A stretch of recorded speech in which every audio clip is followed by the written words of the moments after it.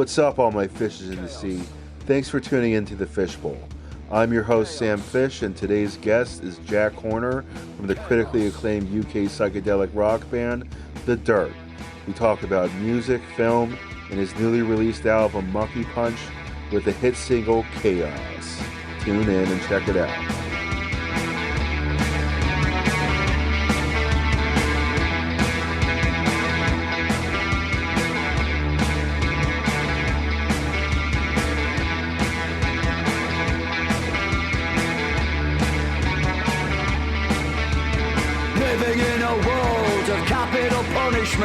Those with capital don't get punished. Hereditary haven for the sick and perverse. Freedom comes in limousines or a hearse. Roaring blinds goes in ranks. Bury them heads in a soft sand bank. With the ostracized, with ostrich eyes. I see through trees to your forest of lies. And chaos.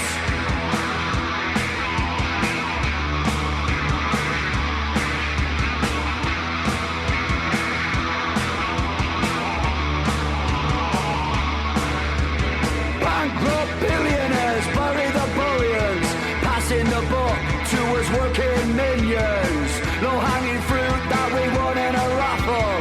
Tombola fraud sends many to the bottle. Sweep clean, brush aside angry impediments. Create new papers, they want to legislate. They build a cordon round the wall of sound, trying to neutralize us loud and proud with chaos.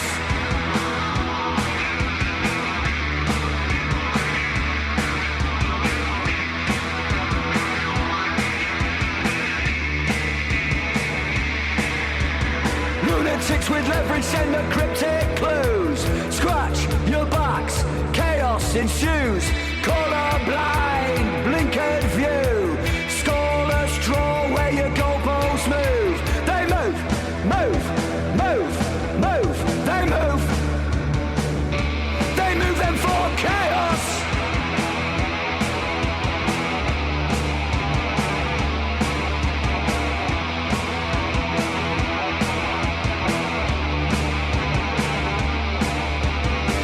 With precision for division and disaster.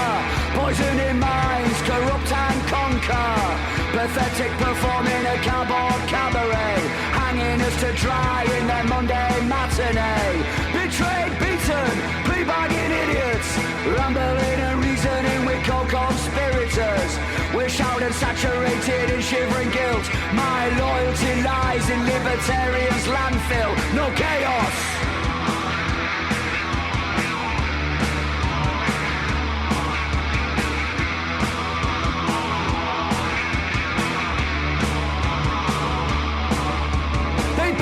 A style over wall and a fence. Jump in, jump out, they wanna make amends. Chewing green paper from the media dictators.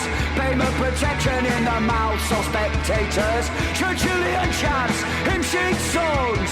They appease the angry with gift-wrap bombs. The non-perform in a boggy big garden. Toxicity breeds in first world problems and chaos.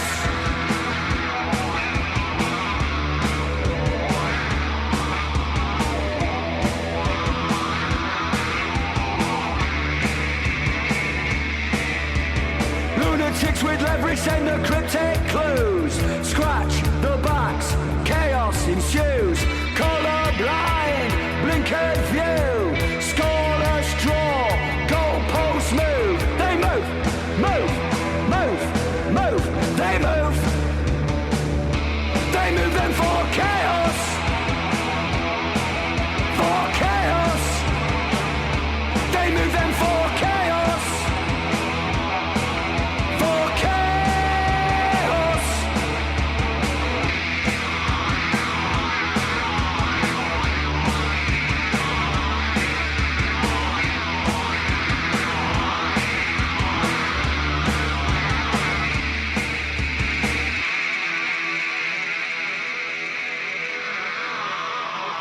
Jack Horner on the Fishbowl of The Dirt. Welcome. Welcome. Thank you very much. Thank you for having me. Cheers, Sam. Absolutely. Cheers. Thank you for taking the time to swim in the bowl with me.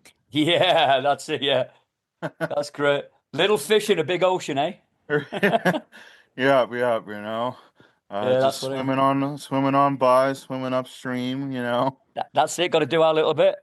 Exactly, exactly. Yeah. Like I like to think of myself as a mixture between a shark and a salmon, Oh, because really? the shark, you got to be a shark, to swim with the top dogs, but you also got to be a salmon to swim against the stream. Yeah, I like that. Oh, so I'm all about fish puns, so Good. Yeah, yeah. I think I'd be a squid or an octopus. Yeah, yeah, I seem to have fingers in a lot of pies. A lot multitask a lot of small projects. None that are Right, massive. right. They're all small. So yeah, I get my tentacles out, and I'm a writer, so ink's perfect. So yeah, I don't know. Yes, yes. That's a weird way to start, isn't it? What marine animal would you be? Right, right, right. Subconsciously. I think I might actually start that as like a new segment with each Yeah, guest. start it. Which Okay. which fish would you be? Yeah, what would you be? Which Yeah, which where would you? sea animal? Yeah, in the landscape of the aquarium, where do you find yourself? Exactly, exactly. Oh, Great imagine that. analogy for life.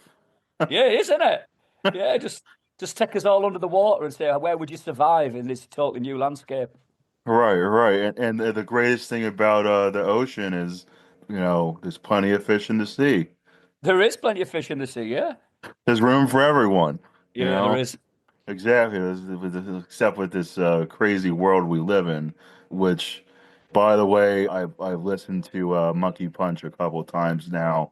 What a phenomenal album from you guys. It might be probably my favorite one to date. I follow you guys on Bandcamp and everything, following on Facebook, and what a Monkey Punch, power punch Yeah, of lyrics with so much, on the subject of society, where we're at, what is going on in the world, but also without like doing it in such a way where like here in the States, it's like if you voted for Trump, you're a, a racist and a white bigot and a Nazi and all that. And if you voted for Harris or Biden, it's like civil war essentially, yeah, And I don't voice my political opinions on air, at least. I definitely voice them, just yeah, just not on air. But I find it like very it's like England, the UK, the EU, Australia. It's all, it's all like Western, influenced countries and everything. And we all seem to be kind of going through a lot of the same issues, both through education, politically, stuff like that. And I just have to say that like in the 90s, you had Rage Against the Machine, not even just the 90s, like going back to, British Invasion, Lennon, Hendrix, all the Beatles, all the major British Invasion, bands and, American bands of the original, like, major first wave of like rock and roll back in the 60s and 70s. I mean, and the 90s I kind of compare as like really the last like major musical movement where it was not just a musical movement, it was an artistic movement. It was like you had bands talking about political stuff, you had bands talking about the arts and just life and their experiences, and you don't like have that anymore, at least in the mainstream. It's like all the music that I listen to is like your stuff from Fuzz Club Records, Little Cloud Records, yeah, Heavy Psych Sounds, Rise Above, all the stuff that is like really the last like really underground, like thriving movements of rock and roll. And, I was listening to your album again yesterday to like refresh myself with it. And, you said you're a writer. I'm a writer as well. I went to school for screenwriting here in Pittsburgh, and I know all about like listening and just deciphering lyrics and all that. And the next to the last song on the album, I wrote it down here, Oak. There's a couple lyrics you say in there, and one of them stood out to me like really more than any of the other ones on the entire album. And I wrote it down here, and it's protons, neutrons, controlled by morons. Morons. Yeah. And I when I heard that, I'm like, that not only stood out to me, it's like, yes, y- yes, absolutely, 100%, not just in the US, but if you look around the world, it's everywhere. It's like the state of like, whatever wherever we're at in society right now, it's I took those lyrics specifically, out of all the other ones and all the other songs on the album. That one really stood out to me, and I was like, holy shit. Like what a great way not just to like mock it, but also like summarize it in a very like philosophical way to kind of say like whether you're an American, a Brit, Scot, Irish, EU, whatever, Australia, wherever you're from, it's like it's all the same, Yeah. and I just was like that lyric, like in that song in particular, really stood out to me. And I was like, that is like the music that we need. That is like the artistic movement that like the world needs right now. It's like we need more musicians and free thinkers. Yeah. It's like the big thing. Free thinkers is like the biggest thing I hear about like the Gen Zs is they're not critical thinkers. They don't know how to like, think for themselves. And I don't know how true that is for like the entire, lot of them, but I can tell from experience in my own crossings that it's definitely true to a certain extent. I think like them lyrics, and I think it's all about the world is set up for division now, isn't it? It's like left or right, blue or red, or Exactly. straight or gay, or black or white, and the world is set up that currently in the current climate, and this is without I don't know too much, but with Fox News or with what we've got over in the UK and anyway, it's all about division. You have to choose a side, which is wrong. And my words are literally like that lyric that you just quoted. It's like we are all atoms. We are all the skin color is literally how you deal with the sun. That's what it's about through evolution. We are all same. There are different cultures, there are people with different backgrounds, different with different thought process, but we're all equal and we should be fighting the system of totalitarianism and dictatorships, not fighting between ourselves. And that is kind of where how I prompt it. It's not about I sit on this side as a socialist and I'm telling you you're all wrong on the other side. You're not wrong. You've been brought up. You've got your totally fine way of judging what you do through your family, your job, your house, whatever you want to do. What I'm saying is we should be working together and we should be telling Exactly. we should be telling these people in charge you do not have a free rein to abuse us. And that is kind of where I want to go with Monkey Punch, that if we keep fighting with each other the apes will take over, or someone else will come out of the water with the next generation, and when a new species will rule this earth, because we are messing it up, and that is in a succinct message what I'm talking about. And I think what you mentioned there about the Gen Z and about generations, we do think different. We've brought up differently with social media. There's a fear of offending these days, whether it be through comedy or through straight talking, that people of a generation that probably we were from, if we didn't like someone or a thought in public, in a bar, at a match, football, or anywhere in public, we would be happy to say, mate, that's wrong. Unfortunately, these days it all gets put onto a platform online, and Right. people are brought up differently, and it's easier to be abusive and threaten and than it was And I think by that, we monitor it that we cannot be outspoken. There is nothing wrong with being opinionated and outspoken. It is literally how your mum and dad taught you to be polite and nice and deliver it in a very nice, succinct way, rather than, and it's kind of got lost. I think it's got diluted and lost as the ability to communicate. And it's not a generation's fault. It's the way society has changed and the way Yes. the computers took over and we've become reliant on getting our information off a screen rather than walking to a shop and buying a newspaper or talking to your friends and networking like we used to do at festivals in the underground. But it's nice that all those things you mentioned of all those labels and record people that they are still thriving and there is a I look online and I see what's going on in the States and in other parts of that side of the world.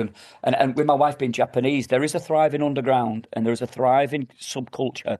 And we need that because if that gets muted, the system's beat us. And we have to keep sharing it. I was only saying that to my neighbour today, that we need to shout. And as people with an element of vocal point, we have a privilege to tell the world through writing, through story, through music, what we think is wrong. And it's whether for people to agree or disagree with us. And you shouldn't be offended if someone disagrees with it. It's literally a point of view. Opinions are Right. like backsides. Everyone's got one. We just got some of us have got bigger ones than others. That's kind of what I Exactly. say. Exactly. And I've got Exactly. a lot of opinions. I just choose to not sit on the fence, but say, here's my thought. I'm going to put it into a lyric. I'm going to put it into a song. Right. Tell me what you think. I'm just going to provoke your thoughts, and you can decide whether I'm right or wrong, whether you agree or disagree. There's a message in there from which I'm experiencing through any of one of my senses, and I'm just saying it how it is from my eyes, which I believe is quite unbigoted, fair, balanced. I completely agree. I mean, and going back to Monkey Punch, first of all, the album just gets better and better as it goes along. After listening to it, like it's a phenomenal album, but it's one of those albums that like starts out really good, and then as you listen to like the journey of the progression of the songs and the chords and the lyrics and going from the intro track to the very end with chaos, it's definitely a journey, but in my opinion it kind of just gets better and better as you go along, and then when you reach the end, it's like, it's literally like being a writer and telling a story. And what I've learned in going to screenwriting school, it's like there's that three act structure, at least in what the modern what the Greeks came up with and what became like the three act structure with storytelling.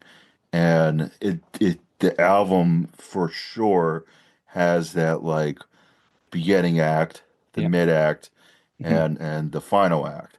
And really like towards the end with like the climax and when you get to the final track, Chaos, it's like at the end it just is like, wow, like this was not just like a great rock album and psych rock album.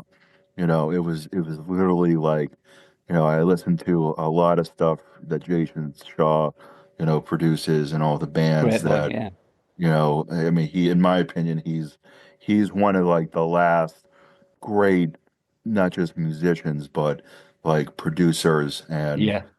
you know, finding bands and helping bands out that like in my opinion is one of the most reliable labels, as well as like putting out like just phenomenal bands Mm. in like the psych rock genre Yeah. or neo psych, the the various like They do, yeah. He's unbelievable to work with, is Jason. He's very knowledgeable, and when we did this second album, the first one we done in Manchester with Sachiko's built pedal boards, and I've changed my lyrics, and we've built percussion.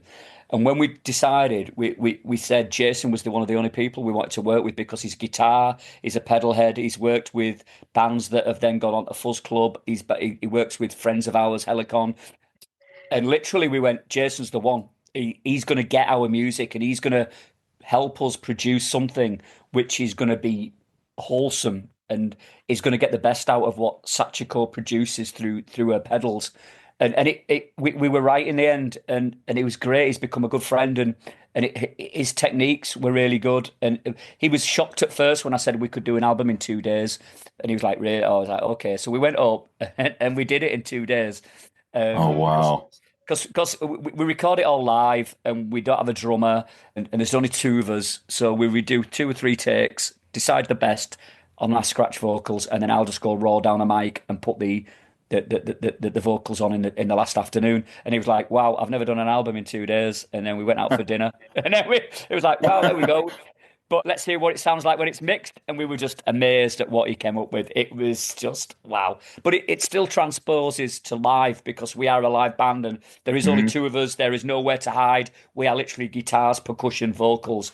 When I say percussion, it's very much my wonky sample pad electric drums. So there is nowhere to hide. So doing it like recording live takes it's our way. And we like to do that. I think it keeps that energy, like you were talking about, the drive, the continuous increase and the momentum and offers resilience. So you've got to give it everything, and it comes out on the vinyl and it comes out on the recording then. So yeah, it's the only way that we really know how or able to lay tracks down for recording.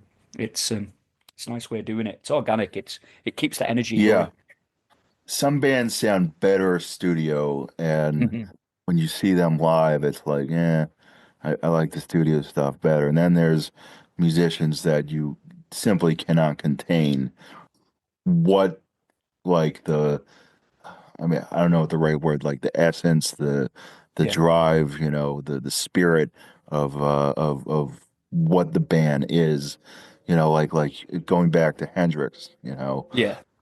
you couldn't contain what he had in his studio. No, you can't. No. And it's kind of ironic that, he passed as early as he did, and therefore, like, he only did what, like three actual, like, studio recorded albums. I know they released, like, technically his fourth, but he's not even like singing on a lot of the tracks because it was like a rights issue and for decades. And they finally like was like, we'll release it. And I forget what the album is called, but it has like a lot of songs that he ended up playing live, like "Hear My Train a Comin'" and a few other songs that were on there that were all ended up being played live. And as much as I was like, Hendrix is like my favorite guitarist of all time, one of my top probably five favorite musicians from that era.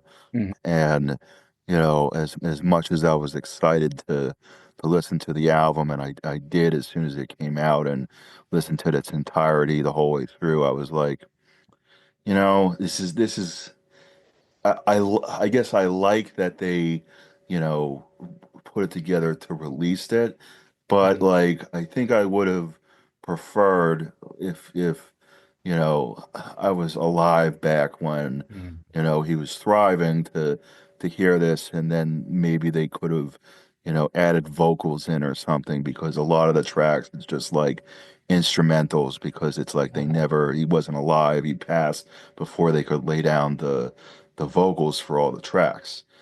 But at the same time, like hearing as much as I've hearing my trainer coming live, and then I compare it to hearing it on, the final, technically studio, album, I'm like, this just doesn't compare. I mean, especially because, I mean, first of all, Hear My Train a Comin' is probably the Bane of Gypsies live at the Fillmore East version of that song. It's like 9.5 minutes, something like that, maybe close to 10. And that specific version, because obviously he's performed countless, live studio albums with different versions of like Red House and, Hear My Train a Comin' and all these classic songs, from his first three studio albums. It just is like, to me, it was like, it doesn't get any better than hear my trainer come in, live at the Film Maurice, and especially if if like I want to trip out, and smoke some reefer and like Yeah. uh, really listen, like dive into some old, classic, hits and jams, and stuff. But I mean, the studio it just doesn't compare. And with you guys, I wish, I hope, at some point you can come to the States and I can see or I come over to the UK or even Japan or something, Yeah. and I get to see you guys like the whole like live, drive and essence and Yeah. the spirit, of the Dart, performing live. Yeah. Uh, but it's like I can tell, with Monkey Punch that it's like there is a lot of like energy, Yeah. with you guys that I can hear it in the studio. And also, by the way, one thing I love about listening to old music and discovering new music is when I see a band that has like tracks that are, really 6 minutes or longer. Yeah. If I'm like I've had this conversation with a lot of other musicians, and you brought up Helicon. I had John Paul Hughes on the show a while Oh, ago. nice. Good lad. That was a great chat, and I even talked about this with him. It's like, like I'm like a dying breed, with, Yeah. with like on the topic of like bringing Gen Zers up again. It's like I was born in '88, so and I just had a birthday, so I'm like actually Chaos was released on my birthday. Yeah, Happy birthday. so that was a really good birthday present to jam out to, and it just is like the Gen Zers, and this goes for film too with them because of everything we just talked about briefly with like social media and TikTok and Facebook and Instagram with like reels and only kind of having the attention span of like a ferret or something, you know. Yeah, that's what it is. It's attention spans, isn't it? It's like Yeah, I love a good 2, 3 hour film, but now everything is Netflix, which means it's 30 right. minute series. So the attention span is smaller. Spotify, and I meant to mention this when we were talking, and you were talking about Monkey Punch as an album. Bands older or people, we curate an album to tell a story which will last 42 minutes and squeeze as much onto a 42-minute vinyl as we can. The current climate is one Spotify track and people are moving on. They'll listen to it, they'll Yeah, move on. Swipe right, yeah, swipe right. It's like dating. Swipe right, swipe right. Whatever people do on exactly. their dating sites. Right, I've seen that. Swipe right, my attention span's gone. Netflix do the same. They will show a film in 5 parts, effectively, or whatever they're doing. Right. So Spotify as well takes away the curatorism of an album, which we still as 250, well, I'm 54, the wife's 53. We still we've grown up in a vinyl age where we'll hear the crackle and we'll play an album, flip it over, and we'll listen to it and we'll judge the album on the album, not just the first 2 minutes of a 3 minute track. And like you said, with a 6 minute track, radio is saying we don't play your tracks if it's over 3.5, 4 minutes. I need a radio edit. Right. I'm like, that song's 6.5 minutes, and I can't take any of my words or any of Sachiko's guitars out of there. It's 6.5 minutes, and it's staying at 6.5 minutes, whether you like it or not, because there's a story to be told, like you say, the beginning, the midsection, and the end. So what do you want me to do? Take out an introduction, take out a conclusion, take out a middle section? It don't work. The song is then effectively chopped up and mince, and it means nothing. Exactly. Exactly. And that's exactly the point I was getting to. It's like people like me, because I'm like I think technically the cutoff for people like me is 1990. It's Okay. like once you get to like 91 and on, like I've noticed that's the generation where like it really has shifted, not just like with entertainment and music and film, but with the whole politically, and the ideas that are going on and circulating around, all over the world essentially right now, and that has almost caused us to be as divided as we are. And it's like my sister was born in '91, and I notice a clear difference in how, I think and what I like, and not just her, but her, I grew up with her friends, and then seeing like, people younger than her, and I went to school, college, late. So I was like, a good few years older than a lot of the kids that I went to school with. Hmm. And, a lot of them looked up to me. And I feel like I went to college at like just the right time because, some of the stuff that was forming with like, I mean, I could definitely tell there was like going to be a division of like what we were talking about with the right versus the left and all that. And I also could tell that there was a lot of anti-Semitism like under it was coming to like a peak. It was gonna explode into what is going on the campuses around the world, right now, and everything going on that was kind of inevitable to happen in the Middle East. But it's like I definitely noticed that like it was definitely, I want to say, the '91 on it, that was the major shift because people, I have friends that are like, born, in the mid late '90s, and that aren't like that. But, for instance, like the attention span thing, like for me, I'm sure for you as well, Blade Runner is probably one of your Yeah. favorite films. It's one of my top five favorite films, sci-fi films Yeah. of all time.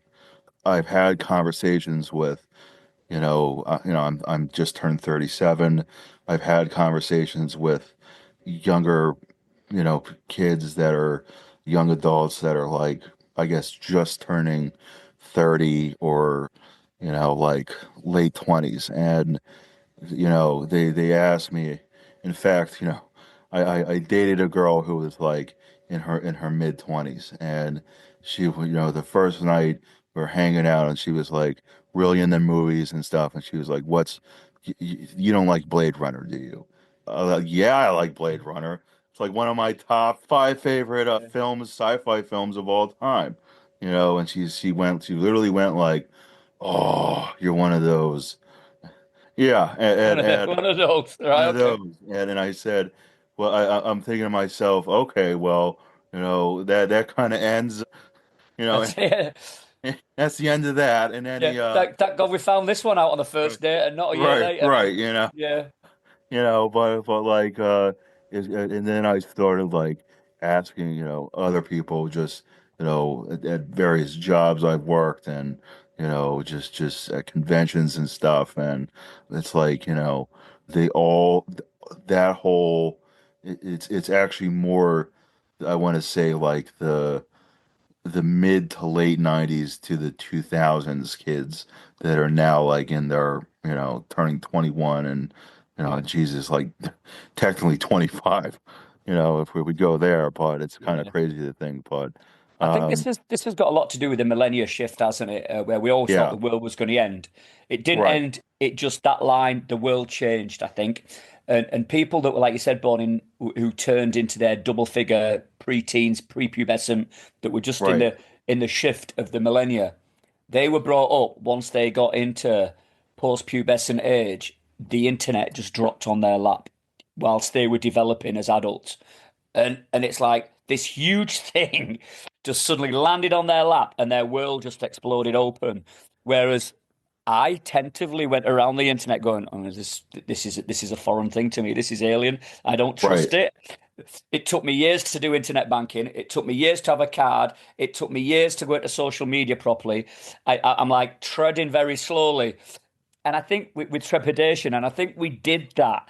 But with them, it landed on their lap and they ran with it. And that's where attention spans with the internet that you could just click, move. The life changed, seriously did. And then we had obviously streaming. Then we right, had Netflix, like we've talked about, programs, films different, and that world totally changed. And I think that where we looked into a post sci-fi dystopian world as something that was intriguing, we kind of now living amongst some of that. And Yeah, that's what Monkey Punch is. It's a dystopian post-apocalyptic story. That if we're not careful, we're going to live the Monkey Punch, and I just want right, to tell right, everyone. So yeah, right. And Blade Runner again. It's like yeah, look at how much that. Another reason why it's one of my favorite films is look at how accurate. yeah, I mean, it said 2019, which was a little early, but look where we're at and uh-huh, how much of like Blade Runner is has come true. You yeah. know, the year might have been off a little bit, but It's uh, quite accurate for the time when the film was written. yeah, It's not too exactly, bad. Yeah. exactly, and I mean, one of the only like actual sequels, not a reboot, an actual sequel that I was like totally okay with was the Blade Runner sequel they did. Was it Uh-huh. 2049? I saw that in IMAX theaters. It was technically pre-COVID, and I was like, first of all, when I saw the time length, it was like almost 3 hours long. I was like, yes, Yeah. you know, This is a fight back against the system and the current norm, that isn't it? 3 hour film. exactly, Love it. exactly. And it's this in how ironic that the film, the first Blade Runner, when it came out, totally underperformed, totally was misunderstood, totally like receptive, like in a not the best way, but it was like it became an instant cult classic. Yeah. And that's And when cult classics and subcultures are formed, aren't they? When something goes exactly, against the norm and they don't get familiarity and popular culture. And exactly. And the sequel did the exact same thing. People in this generation didn't understand it. They, a lot of people. I mean, I remember when Fury Road came out, the first, reboot of Mad Max, and I remember being in the audience, and this young couple was like in the row above me, and the guy's girlfriend or whatever was like, had never seen any of the Mel Gibson trilogy before, and she was just there with him. He had obviously seen it, but she was only there because of Tom Hardy, which is one of my favorite actors and a Brit and everything. So yeah. that guy on the subject of movies, real quick, and England and all that. The movie he did where he played the Cray twins. Yeah. Played both parts, didn't he? Yeah, yeah. He should have won an Oscar for that. Mm. And I mean, I've seen a couple different like versions of, interpretations of the Cray brothers, but like, in my 100% full opinion, that is the British Goodfellas. Yeah. It has a total. It's like written like Goodfellas, Yeah. and like the straight brother is the more one with all his marbles kind of Yeah. running, is like pretty much like a mixture of, like, I guess you could say, De Niro, Jimmy, Mm. uh, Paulie, and Leota before he started going down the drug route, and his gay brother, the psychopath, Yeah. is basically Joe Pesci. Both Bessie, yeah. You They're know, just crazy, unhinged, totally. exactly, exactly, and it's just like I saw that, like it's one of my favorite, most like more recent films, especially in the English gangster genre, because Mm. the only main director that I follow that is in that genre, pretty much is his genre, is Guy Ritchie, and Yeah. then there's the other film, A Layer Cake. with Daniel Craig. That's a classic film. Yeah, That's one of the first ever ones, wasn't it, that was done, and it sums up about drug dealing and drug mafia, about the rise and keep going. It's a good film, Layer Cake. Really like that. Yeah, Layer Cake I think is more like in the roots of traditional like gangster films and even English gangster films. Yeah. But I mean I really like Guy Ritchie. I mean Snatch, is a classic. Yeah. Lock, Stock, his first film, I really appreciated for its like ingenuity with like doing different stuff with camera techniques and stuff like that you really don't see anymore. And that was like that was 99, I think, which was like the last. That was when you had The Matrix, and I think Blade was like 97 or something, 98 in that time frame. So it was like the last kind of like year in the 90s where you had like different camera styles and techniques. And well, the man behind you with Dusk Till Dawn, Tarantino, he's another one, isn't he? Yeah. He uses those totally avant-garde, totally different style camera storytelling, really pretty. And I like that kind of stuff as well. It's raw. It's got a level of honesty to it, and a level of you can buy into it and immerse yourself in that story, because there's a lot of elements to it that you can relate to in normal life.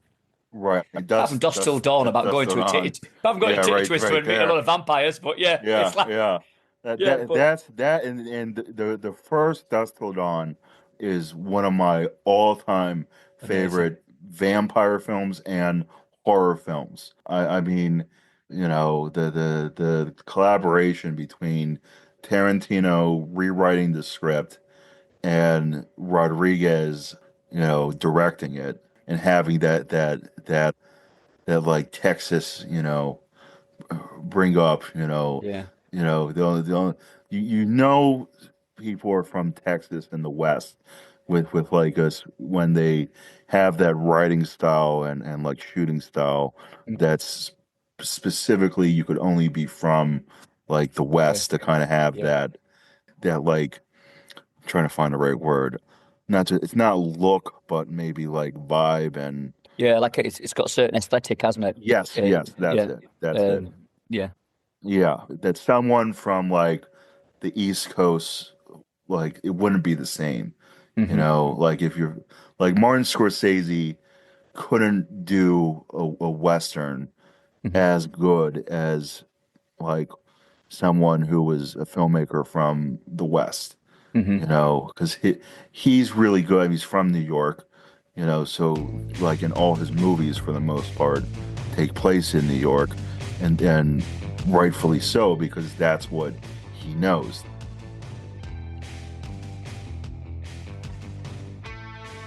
What's up, all my fishes in the sea? Thanks again for tuning in and for being a subscriber.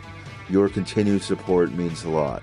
I want to let all my guppies in the sea know you can now purchase custom fishbowl merch by DMing me, Sam Fish, on Instagram at thefishbowl88 or on Facebook at thefishbowl. Get hooked on yours today. We have custom t-shirts, mugs, pens, handbags, hats, beanies, hoodies, everything to make you the coolest looking fish in the sea. And if that's not enough, I am now accepting early access subscribers on my Buzzsprout website. That's right, you can subscribe for early access to the Fishbowl's content, as well as I am accepting donations to help keep the show going. Again, your support means the most. It's the most important fishes in the sea to keep the unit going. Thanks again, y'all, and keep tuning in, and let's all keep swimming upstream.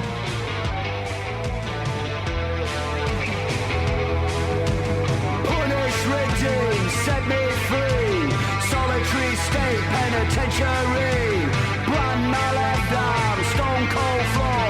Smash brass bells against riveted doors. Turnkey of time, felon of the free. Treadwheel labours, bars of disbelief.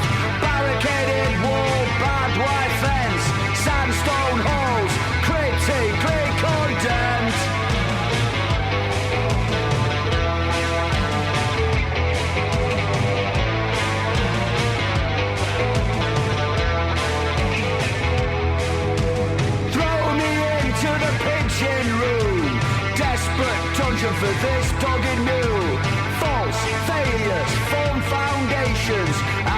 in rear-view revelations.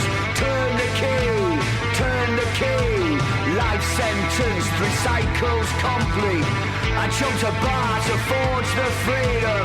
Lion's share of this uncaged kingdom.